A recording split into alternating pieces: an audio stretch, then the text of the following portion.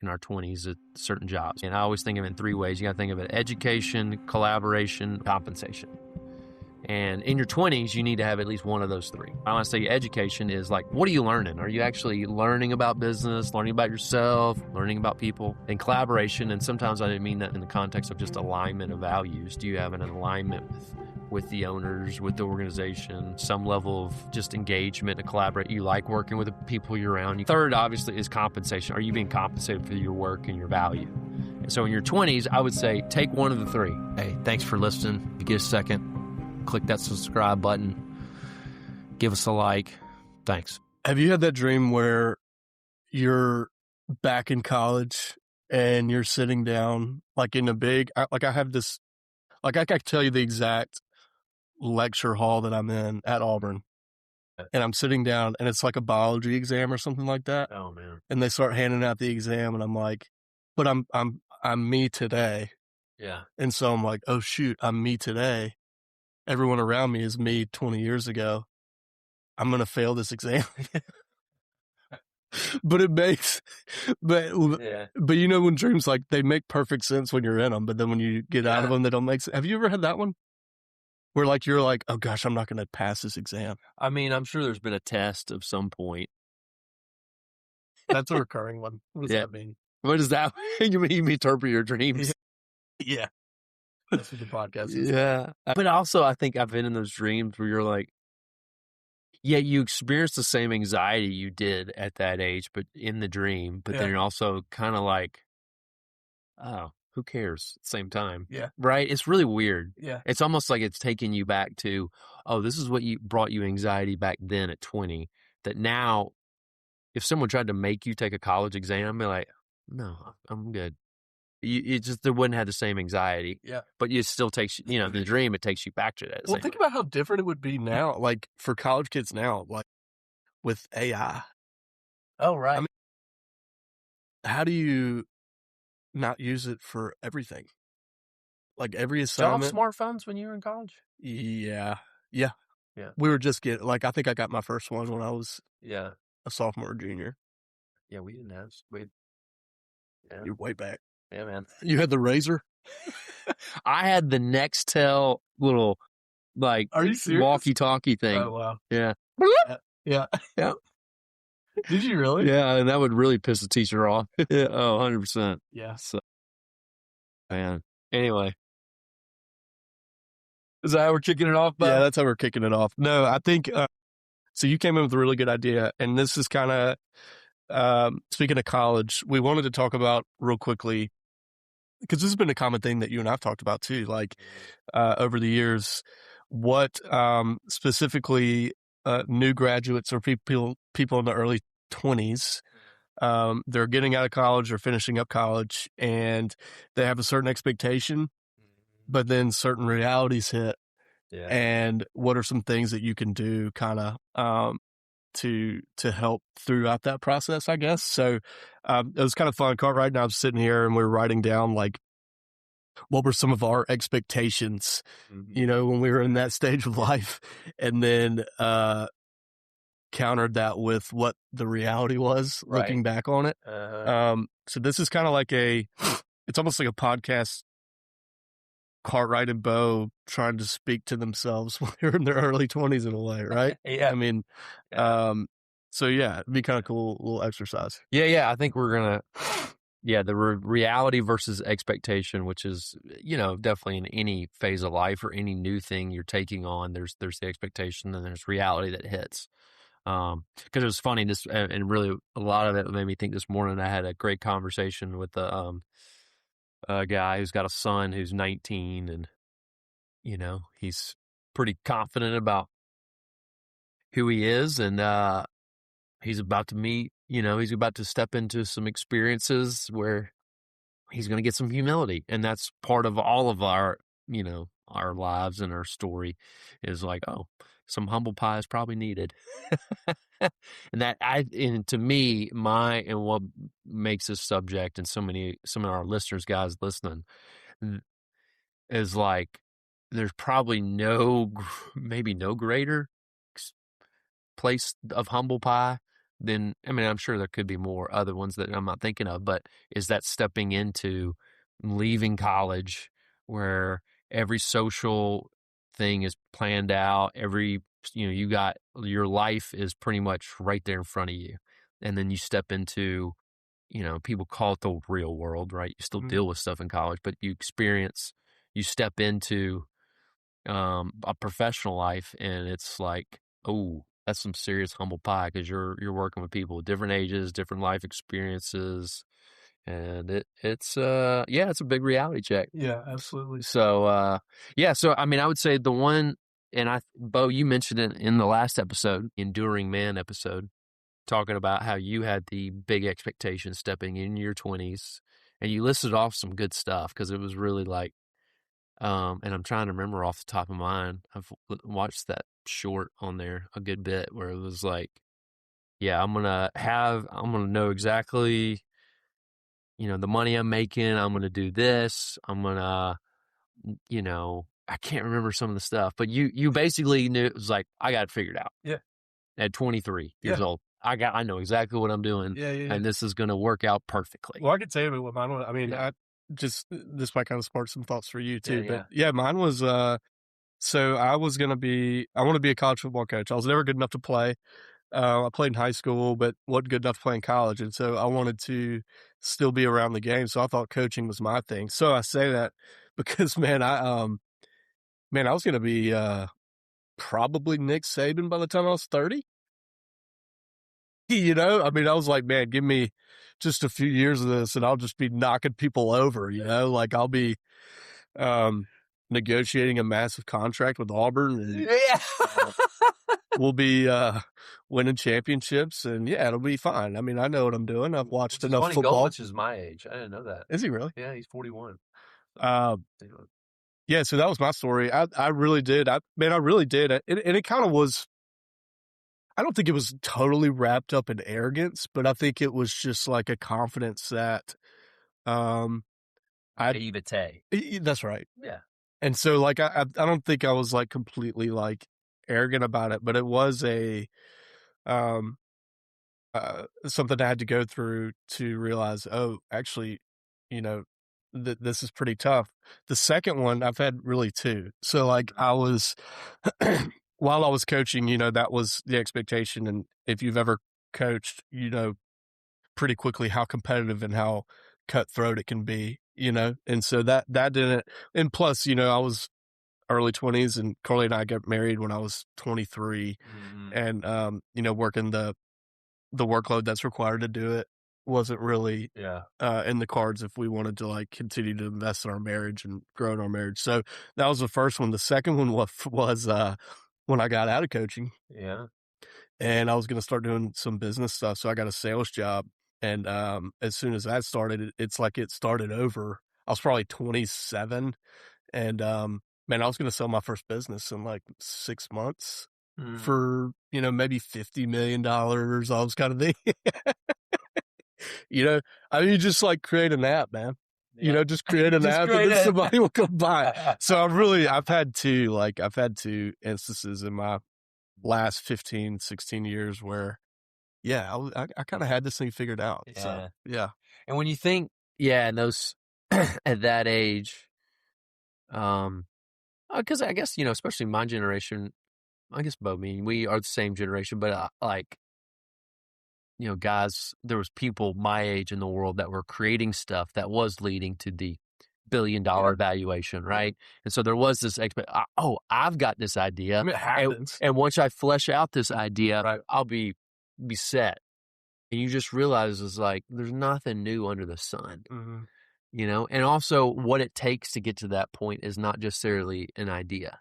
And I think in our 20s, some people it is that, you think about it's the idea that's the gold part. It's like, well, no, you need to get people around you.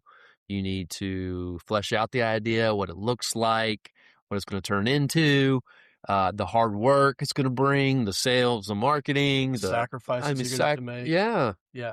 Yeah. For like family, fun. So there's just you can't have your cake and eat it too. Yeah. Kind of reality check.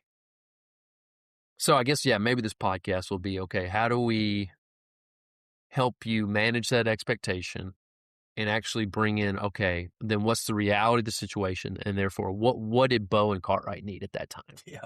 What did we really need to put around us to help us, one, manage the expectation, but really embrace the reality we're in, where we then, I mean, thrive sounds like a big word, but yeah, do well in your 20s. Realize this is what this season is. Yeah. And you'll really grow if you, and actually step in your 30s and 40s and really appreciate it more if you embrace it in your 20s. Mm-hmm.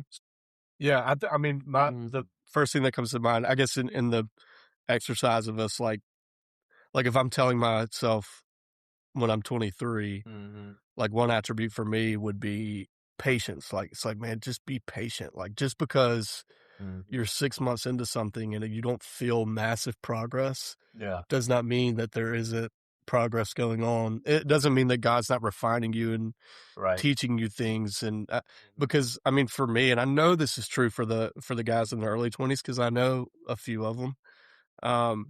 It's like, well, it's got to happen now. I mean, especially in a world where, like, you pull out your phone and you ask AI something and you have an answer now. Right. You know what I mean? So I think, like, there's a certain expectation that's created with, like, all the resources and technology available to us now, Right. that we want to correlate directly into, well, this is how my professional life should work too. Like, you know, it should happen now. Like, why am I not the head sales guy right now? I don't get it. You know what I mean? Yeah. And I was that. I mean, I wanted to be the guy immediately. And I thought, and then naturally, because of that, I saw everybody that I worked for as like almost like in the way. You know what I mean? Right. And if they didn't see that, then they were the problem. yeah, exactly. And they were just like in the spot that I'm supposed to have. You know what I mean? Like, right. Yeah. and then I think when you now in your 30s and 40s, I think you're like, no, I'm you know, you're probably in spots like that, Yeah. and you're like, that's a lot different than what I thought it would be. Yeah. All right. You know what I mean? It's not just, Yeah. you know, it's not at all what I pictured when I was 23, 22. Mhm. Right. Does that make sense? Yeah. I think the formula for success, contentment, fulfillment, especially through work, we step in our 20s, we think it's the formula is just A plus B equals C, and it's just not. Yeah. You know, I think a lot of my expectation was, oh, I get a job and I'll just show up to work on time. I'll do my job well. I'll get promoted. Everybody thinks I'm great, and I'll have time for all these other stuff, and I won't have to think Money won't be an issue. you know, yeah, money won't be an issue. I'll go home and not think about my job, you know, and it won't be a big deal. And like, you know, because my first job out of college was a sales role for something, you know, I had no business trying to sell, you know, Yeah. and you just kind of like, and so it was all, I had a little bit more flexibility. I had flexibility of schedule, but I was just, you know, I didn't know and I didn't know. And, you know, Yeah. it's kind of one of those things where it's like, yeah, I was constantly thinking about, oh, if I don't really, you know, I got to make these phone calls, email these people, but there may not, if I do, there's not going to be a direct result, you know, especially in a sales role. And you're just like, man, it's exhausting. Yeah, that's true, especially in sales. So, like, there's probably a lot of guys that listen to this that are doing sales jobs. One of my expectations when I got into sales was like, well, the fish just jump in the boat. Yeah. You know what I mean? Yeah.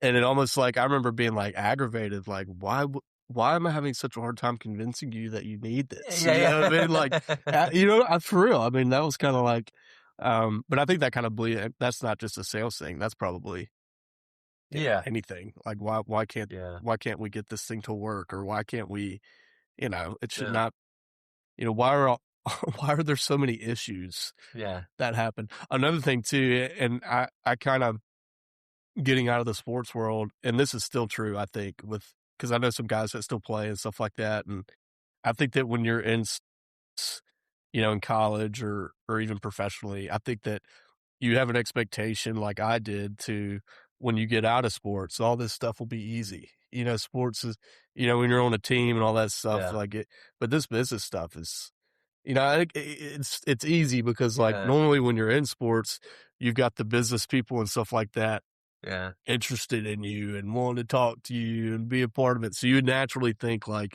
oh, the business world, that's kind of, it's easy, Right. and, it's not. Anyway, that's Yeah. kind of a little one off.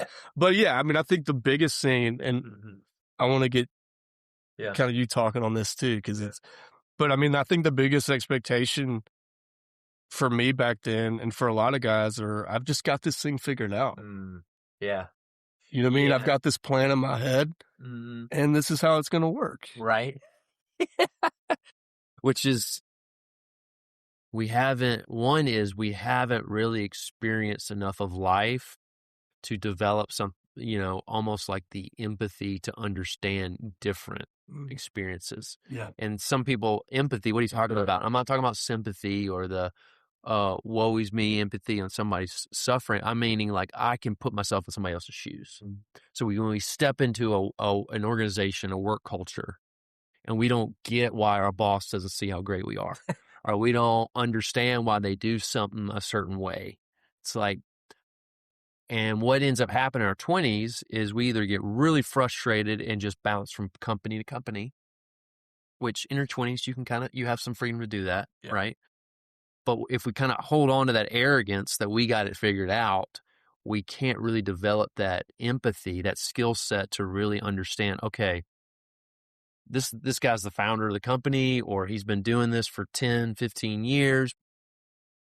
He probably has some lived experience on why he does certain way. It may not always be right. I'm not saying that they're always going to be 100% right, but there is, like, to your point of like, you kind of realize like, oh yeah, it's a much more complex situation in running an organization, running a team, being in, I mean, obviously I imagine guys in their 20s are working at small businesses with a handful of people, or they're, working for big corporations, but it's like, it's coming back to that place. All right, the person that I'm interacting with daily, how do I develop that skill set of empathy? Because I've seen guys in their 20s who have not done that.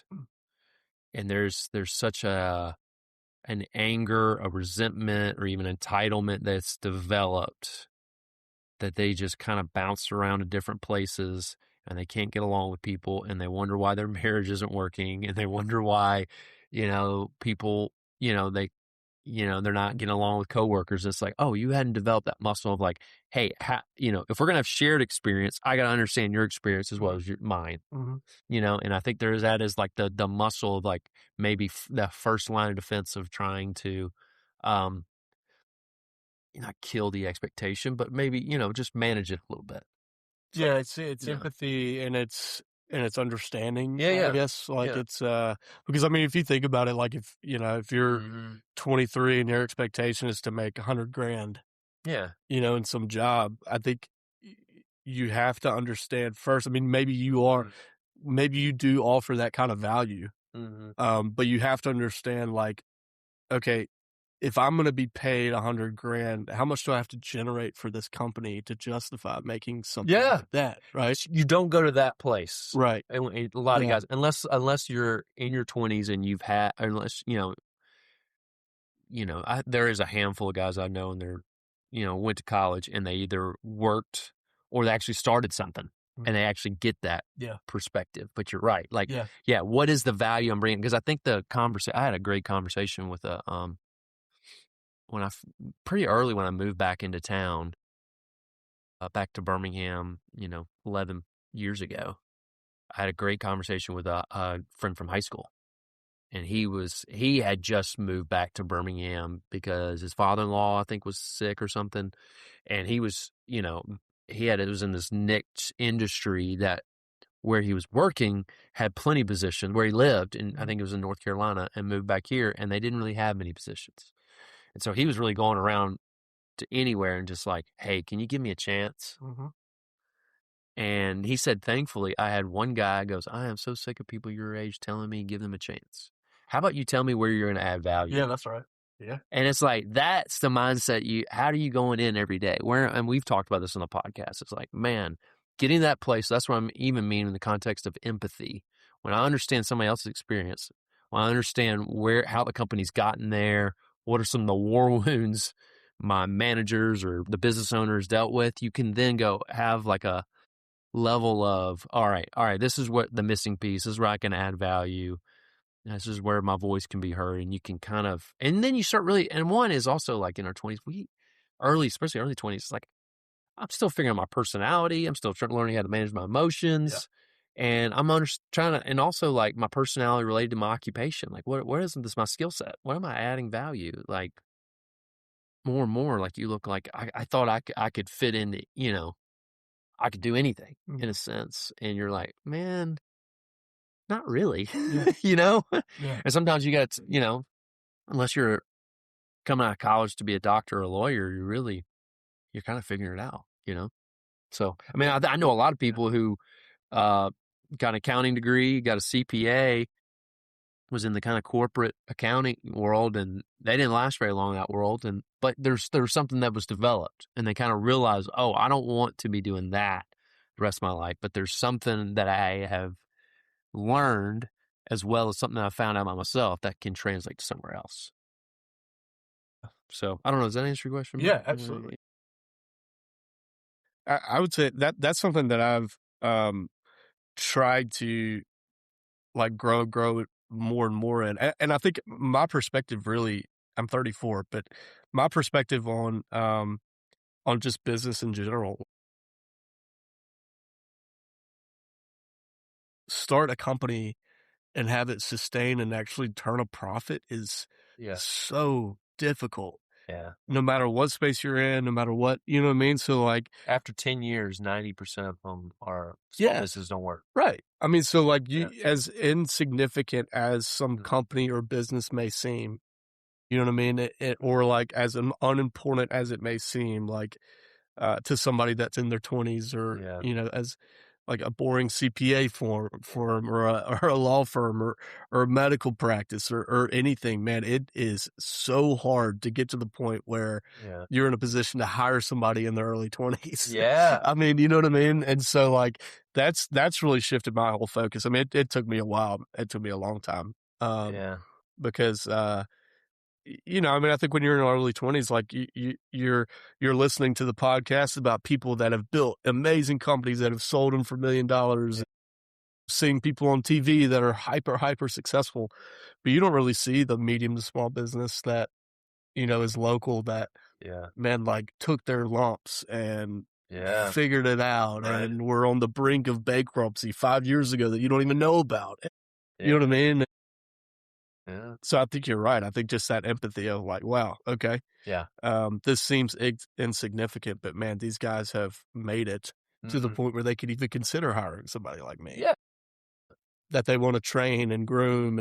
So when it naturally that when you're seeing, regardless of what Bo thought when he was 23, that he actually had it figured out, it's like, no, they're hiring you so that they can train you on how they do things. So going in and figuring out, okay, I'm asking questions. I'm figuring out how the big picture works here and how I slide in to add the most value is a skill that you really have to kind of learn and to see it. And I don't know that maybe listening to us talk about it would help, but I don't know what you like. What do you think? It feels to me like you just need to kind of experience it yourself. 100%. 100%. You know what I mean? Yeah, and I think that's why this podcast exists, because I want to help y'all evaluate in real time. Because what ends up happening, most of us, you have a bad experience and then you just completely dismiss it. Well, wasn't the right fit. They didn't get me. There's a easily dismissal. We step in an environment, because I would say what I didn't realize at the time, but is pretty common, is most organizations, they just want to reproduce themselves because there's a level of safety in that. The owner or the founder, or he just wants you to do things similar to him because he's had bad experiences of people doing their own thing and it's not worked out. Or there is a level of control and in that. So like you feeling that. And that's why I always, here's a way to evaluate some of your entry-level jobs or your jobs in your 20s to think through to help you kind of sustain and grow it. And there always is a shelf life, I think, in our 20s at certain jobs. But to help you kind of stay in, I always think of it in 3 ways. You got to think of it: education, collaboration, or in compensation. And in your 20s, you need to have at least one of those 3 to really sustain it. So I want to say education is like, what are you learning? Are you actually learning about business, learning about yourself, learning about how to understand people, relate to people? Because you realize a lot of business is just really a people thing, learning about people and collaboration. And sometimes I didn't mean that just in the context of just alignment of values. Do you have an alignment with the owners, with the organization, some level of just engagement to collaborate? You like working with the people you're around you, because that's a huge thing. Yeah. I mean, you'd be surprised how many places you work and you just don't like anybody there. You You can't get take it for along. granted too. Yeah. You take it for granted. Yeah. And then the third, obviously, is compensation. Are you being compensated for your work and your value? So in your 20s, I would say take one of the three. One of the three are there. If you got two out of three, that is amazing. Try to stay there as long as possible. But if you got over three, that might be an opportunity to think, all right, I need to move to something else, think about something else. But if you got one of those three, then stick it out. I think once we get in our 30s and 40s, right, we need to think about more than just one, obviously, because we got more mouths to feed. But there's a level of like, all right, am I learning something? Is there a level of collaboration or alignment with these people or this owner or founder? And then, man, feel like I'm being compensated for the value I'm bringing? Mm-hmm. And a lot of those are just evaluated over time. So you won't know until you get in it and then actually just stepping in and going for it. Yeah. And so maybe, I don't know, this is the time to pivot unless you have some other thoughts, but I was like, all right, so this is kind of a way to manage within your work, which is 8 hours, 5 days a week, 8 to maybe some more. And then how maybe it's transition. All right, thinking about our 20s, what would be something outside of work that we needed? Mm-hmm. Would that be a good discussion about? Well, yeah, I think so. Just to add one thing to the three things, one thing that actually just so like in the first, I'll go back to coaching because that's what it always is for me. But like it was when I was coaching, I did not picture myself being the guy that I was working for. Like I didn't want to be the guy that I was working for. Yeah. And so I think another thing too, when you're in your 20s and 30s or 20s, sorry, is on top of those three things would be who are you working for, and can you see yourself being that person? What's their marriage like? Yeah. You know what I mean? Yeah. What's their compensation like? You probably don't know, but I mean, you know what I mean? Like, what lifestyle are they living? And do you see yourself doing the same thing? And when I was coaching, that's the main driver that got me out of it was, gosh, I do not want to be divorced and an alcoholic. Yeah. You know, by the time I'm, days. like I don't want to do that. Not that they all are. There's some really good ones, but a lot of them aren't. Yeah. And then, you know, as you go from job to job, you kind of figure out like, or sometimes you even wish like, man, I wish that had been more of a focus. Just surround me with men or women that like that I want to be like. Yeah. I don't want to overcomplicate it. Yeah. And I would say that's probably, if you could find that out, is like in your 20s, just be at a place where you think more in the context of culture and being around great people over some of the other stuff than being in the industry you got your degree in, or compensation, or, you know, am I in a place where I respect the people that I'm with? Yeah, that's right. You know, Yeah. I think that's a great way to look at it in our 20s. And that's sometimes it's hard to find. Yeah. You know?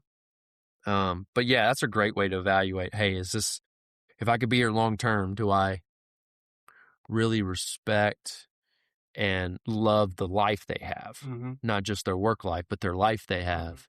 Yeah, that's a big one. Because it may be a big factor, like the work or the business could be a factor in why they are living the lifestyle they are.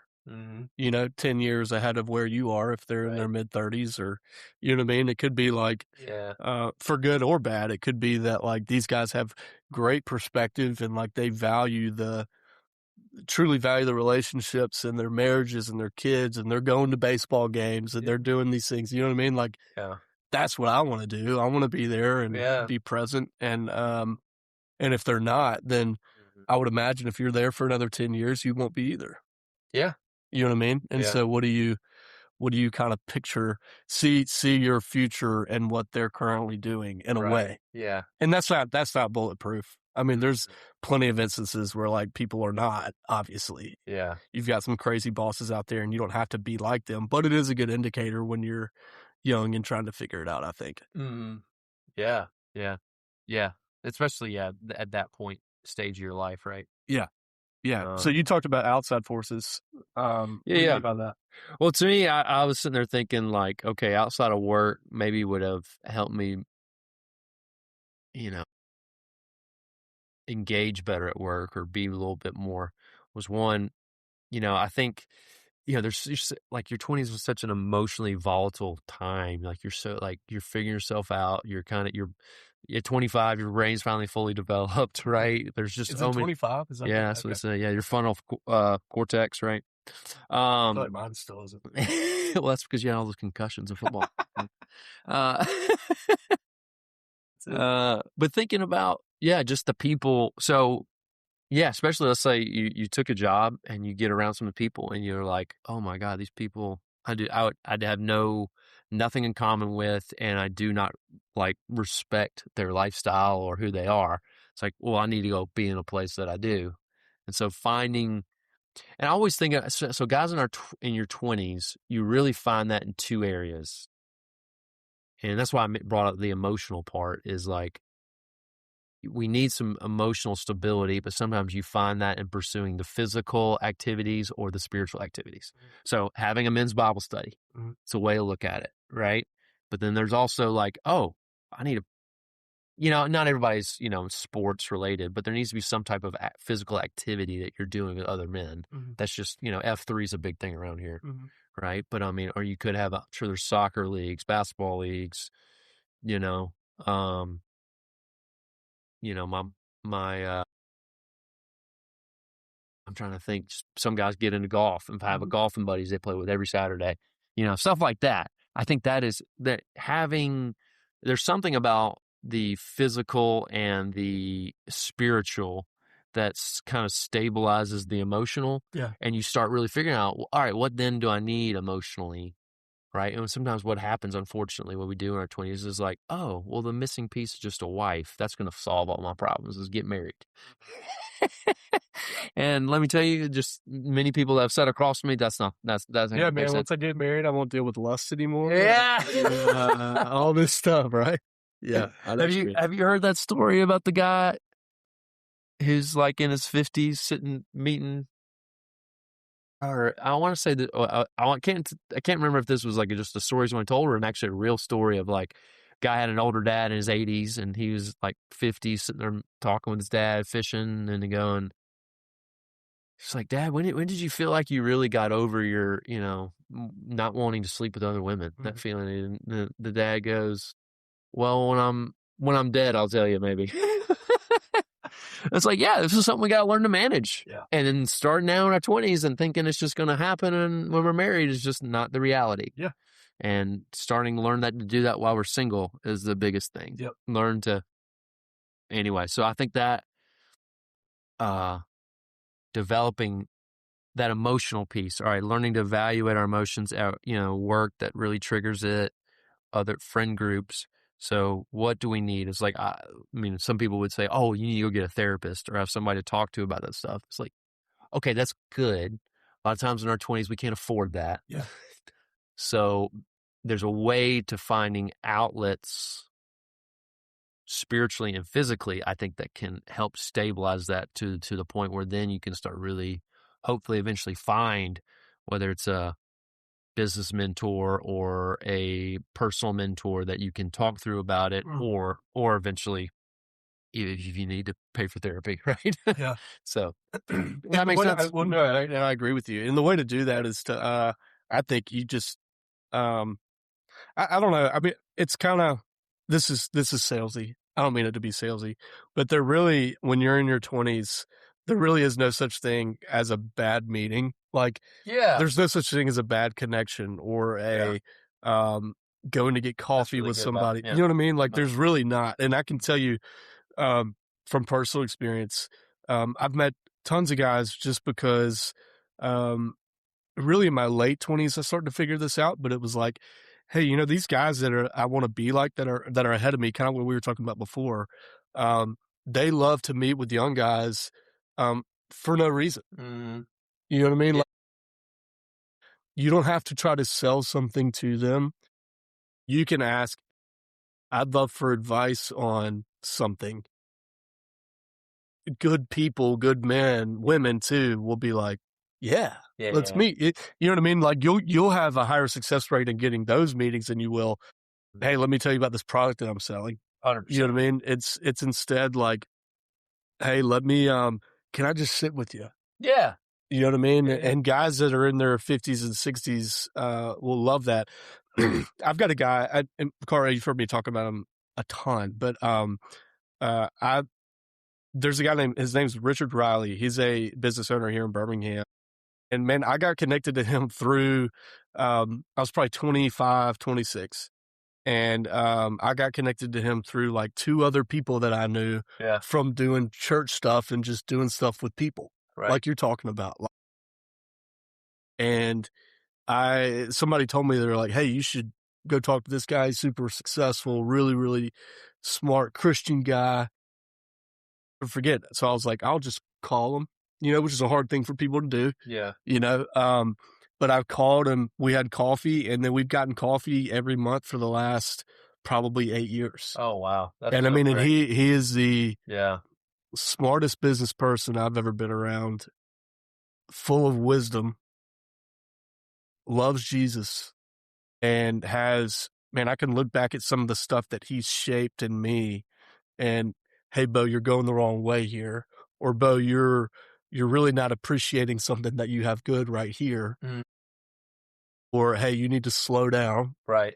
You need to stop going down this path, instead look at it this way. Yeah. Yeah. I mean, he's just shaped so much of how I view, and a lot of it's business because he's brilliant at business. Yeah. But some of it is family too. Like, Mm-hmm. do I need to consider this job offer?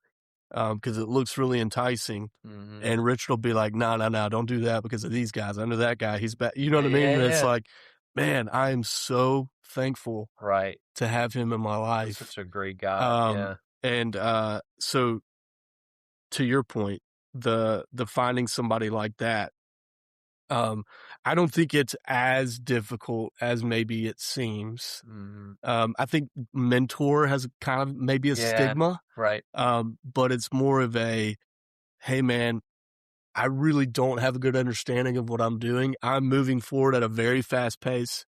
Yeah. I really don't have great control of the wheel. Yeah.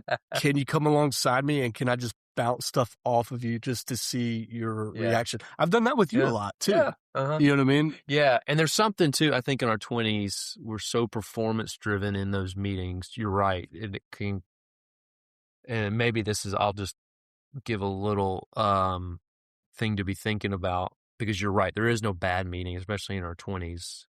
Just meeting people, understanding. It's like, you never know, man. And this is a great way like truly become self-aware in your 20s. You need to realize this. This is like, stop being so performative in those meetings. Like, Absolutely. Stop thinking about like, oh, I got to make sure I dress this way, say the right thing, present myself in a way, ask the perfect, this is going back to leadership stuff, we talk about.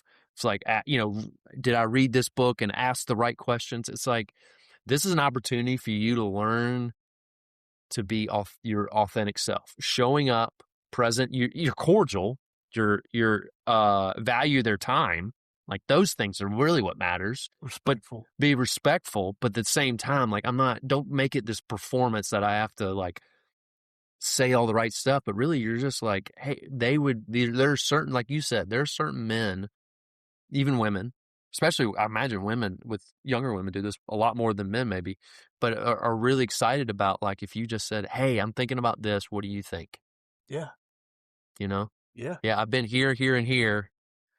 And sometimes you find your people and I would say I did a lot of those meetings in my 20s. And I remember there was an older guy who was retired and I met with, and he just talked at me the whole time.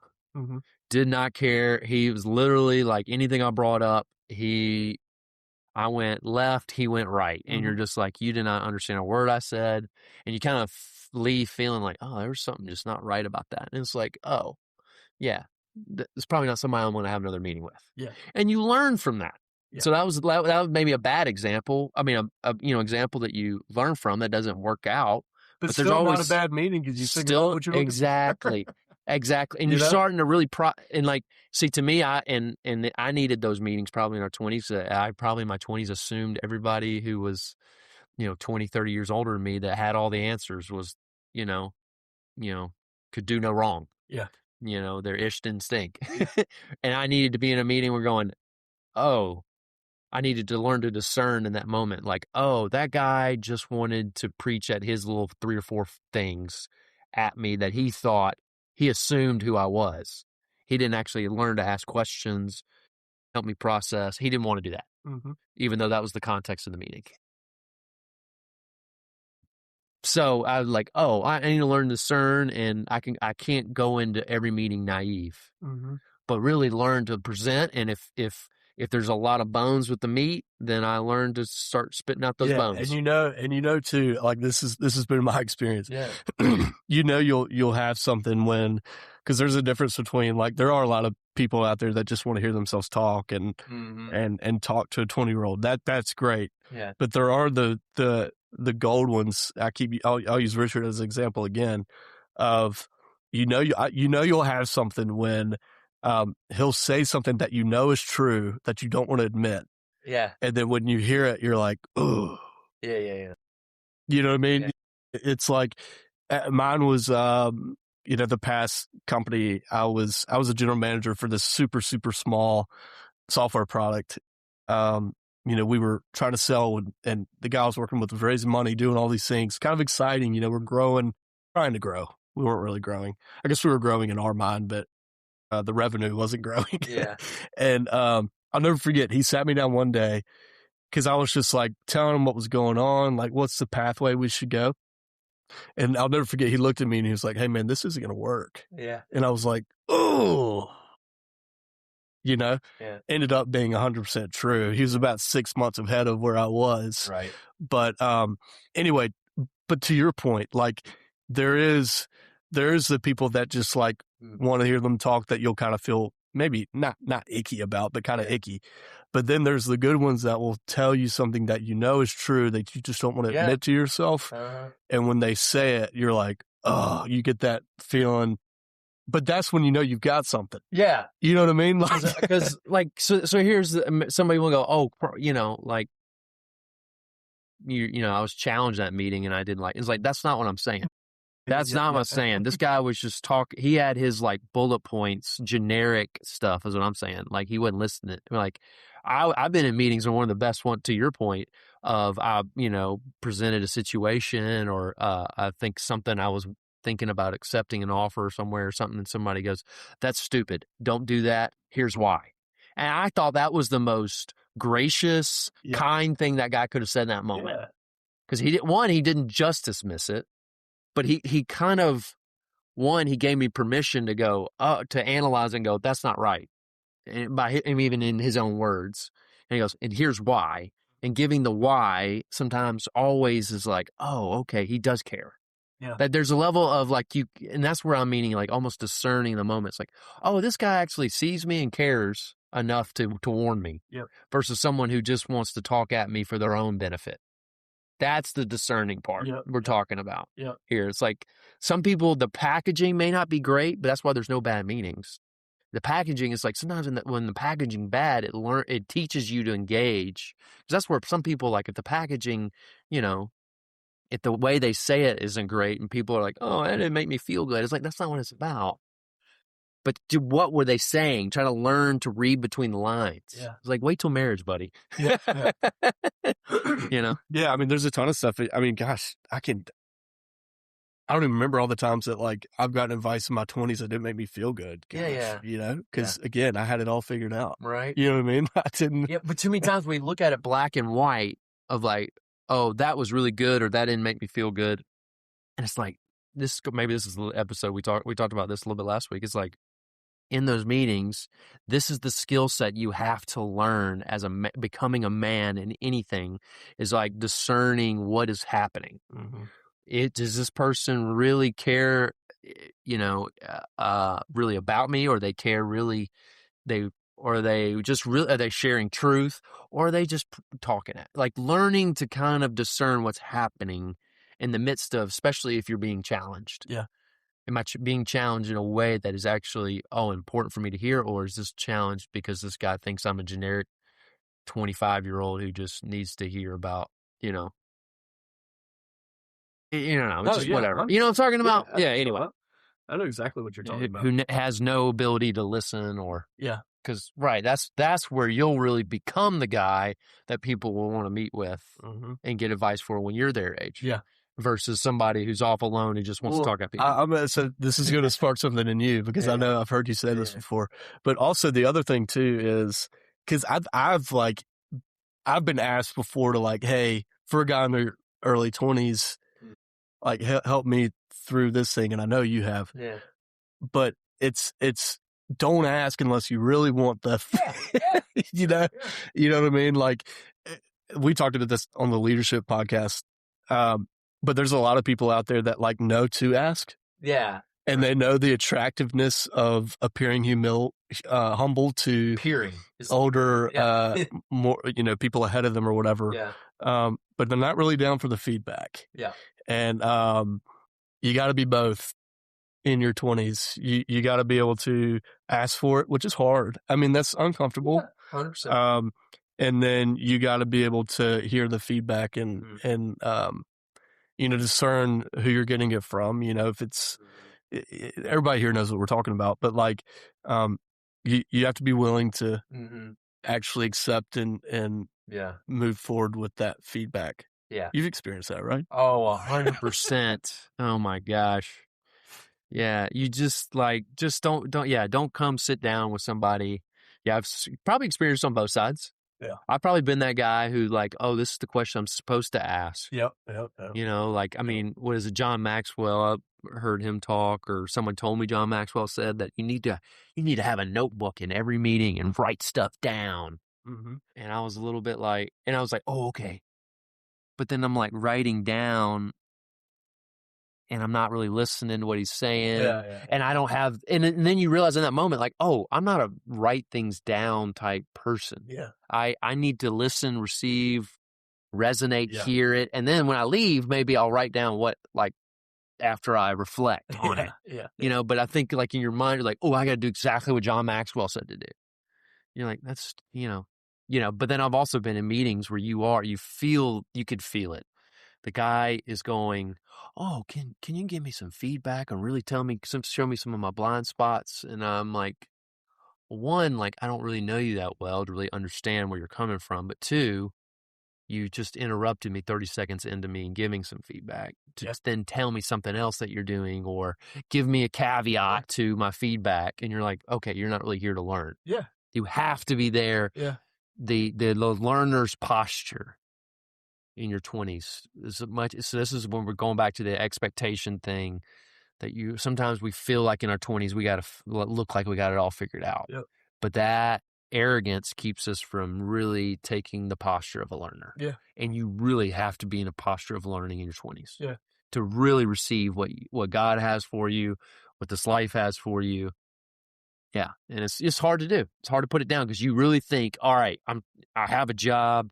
I'm in my 20s. I'm a man now. Now I have it figured out, and I can't let people see that I don't have it figured out.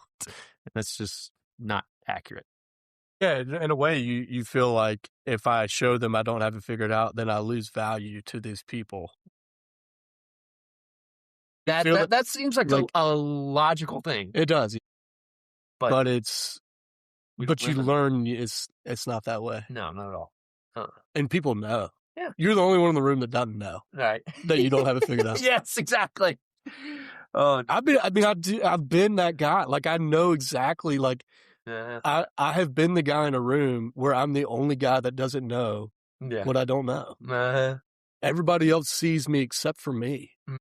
I've been that. Like, I know exactly how that feels or what that looks like. Yeah. And it never ends well. Like, you just feel you're humbled, Yeah, absolutely. which is a good thing. But Yeah. you get humbled really quickly. Yeah.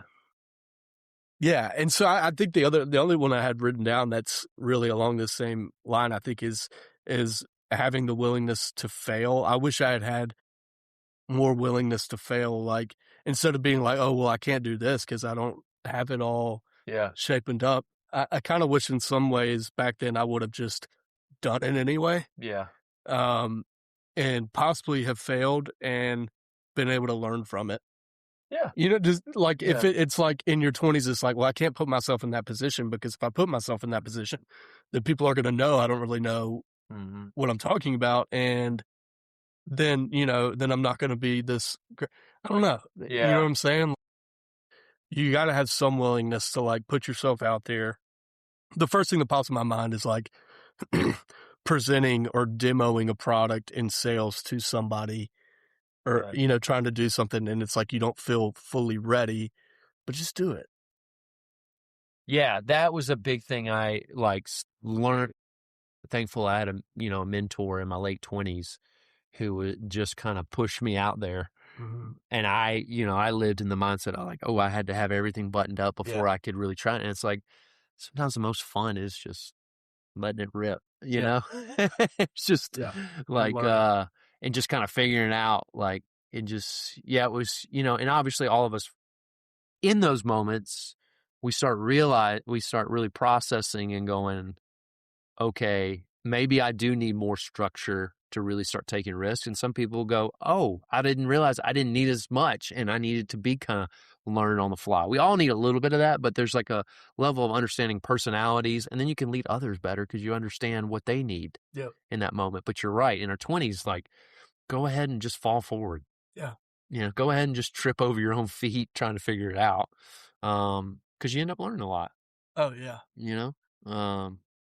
And then you're more prepared the next time. I mean, it's really like the only way to be fully prepared. I had a thing, probably about 2 years ago with the company I just talked about, the software company, and we got selected to like pitch in this big competition to an auditorium full of people. There's probably 200 people there. Mhm. And if you want, I think we got 5 minutes to present. And if you won, you got, seed money for your company or whatever. Mhm. Right. So it's us and like 8 other companies. And I worked for a guy that was a really, really good sales guy, but he wasn't local. And so, um, he was like, man, I'll fly down there. I can do it. I'll do all this stuff. And I remember feeling like, okay, this is something that I'm really, really, really going to be nervous about, but I got to do it Yeah. because it's the experience I'll get from that will be Yeah. really, really great. It ended up going well. We didn't get the money.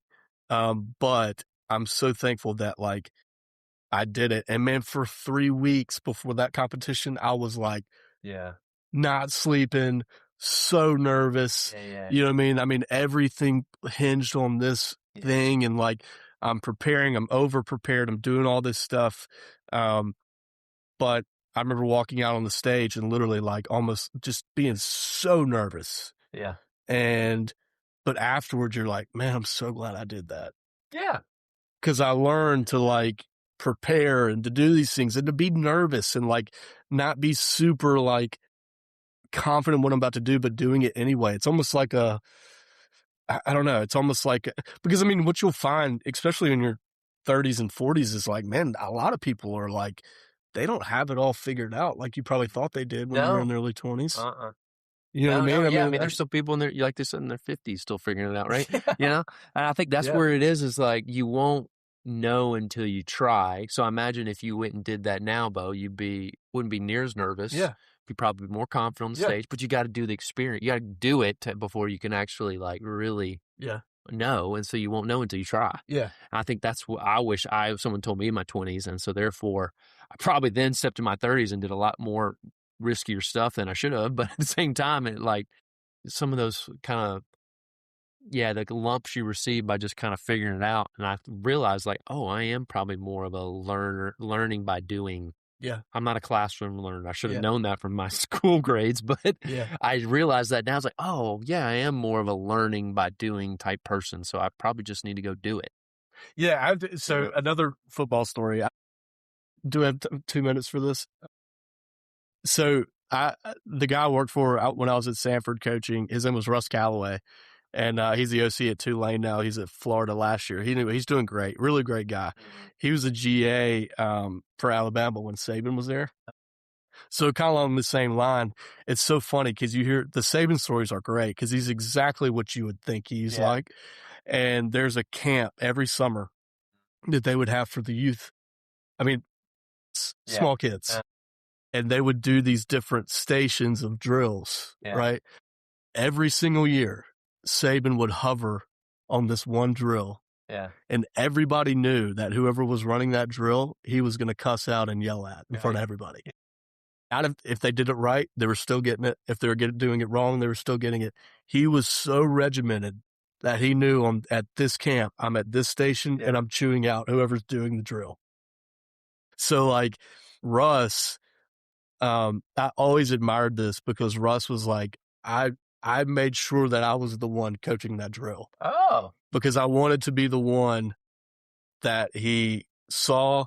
And he was like, dude, I always wanted to be the guy that could say that Nick Saban cussed me out in front of these 8-year-olds, you know? Right. I've always thought about that because it's like, dude, don't shy away from uncomfortable situations or like, dude, put yourself in the middle, put yourself in the fire and take your lumps. Right. You know what I mean? I've always thought about that. I was in my early 20s when Russ told me that story and I was like, there's something to that. Like, you know what I mean? Like, I want to be the guy that he... Yeah. But isn't that funny? I mean, he was so regimented that he would yell at this guy. If I was 25, I would have 100% been like, I do not, please do not put me there. Please. I don't. But now I'd be, you're right. I want the story. Yeah. Now I want to be yeah. I want the lump. I want that. I got to shoot out my Nick Saban. Yeah. And then he said, it's cool because he said like 2 days later, Saban had forgotten something at his house. So he came in the GA office and he saw Russ. And he threw Russ his keys and was like, hey, go to my house and pick this thing up. Like he picked Russ to do that after so it's almost like you can gain respect just putting yourself in the middle of it. So I don't know. I always think about that. Like even when I'm talking to guys in the early 20s, it's like, dude, get yourself in position to get yelled at. Like it's okay. Yeah. You know what I mean? Take your fail specifically. Yeah. I mean, going back to Saban, let's look at those two Auburn guys talking about Saban. But AJ McCarron's story when he was first on the team, or he was his second year, and he was kind of up for the starter's job, and Saban put him with third team. He was supposed to be getting first team reps, and he's put with the third team, and he was pissed about it. And and they were getting killed and they played third team versus first team defense. Of course, they're getting destroyed. Especially back defenses that they had back then. Yeah. Oh my goodness. Yeah. Like NFL guys everywhere. Yeah. And so he, and he gets done with practice and, he's all mopey during, mopey after, and he gets called to Saban's office and he's like, so today we tested you on your leadership ability and you failed miserably.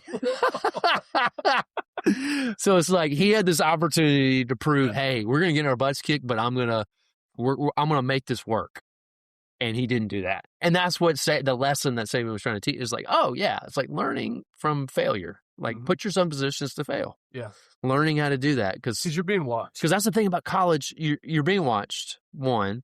Two, like in college, we like the scenario of being on a football team. You're kind of put in those positions involuntarily too, and you're going to have to do that in your 20s voluntarily, but we generally shy away from that. Yep.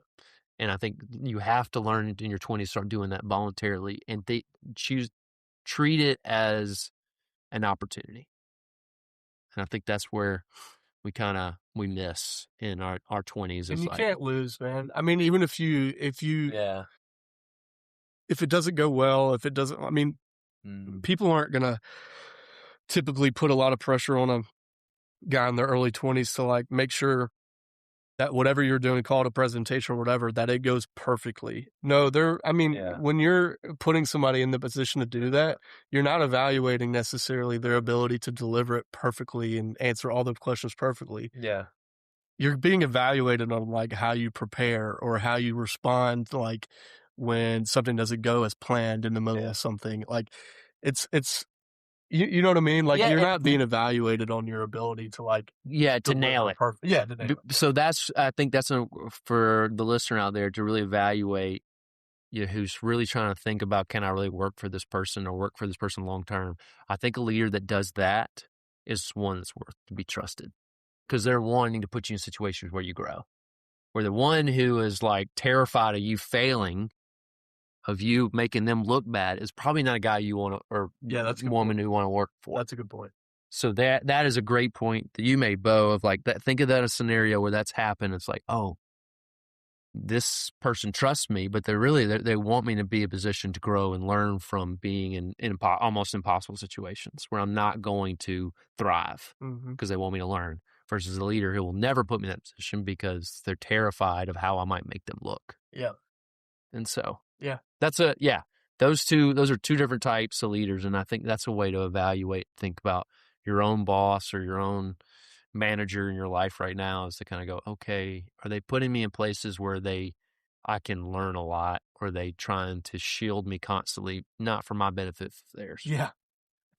That's a great point. That's a good litmus test for real. Like, it's, I mean, and don't ever be like, hey, I'm just in my 20s. It's okay if I screw up. No, don't say that. But it is, you know what I mean? It's, do what you can prepare, to succeed, right? Show respect, prepare absolutely as much as you can. That's a good point. Expectation, going back to the expectation, don't expect to hit a home run. Yeah, exactly.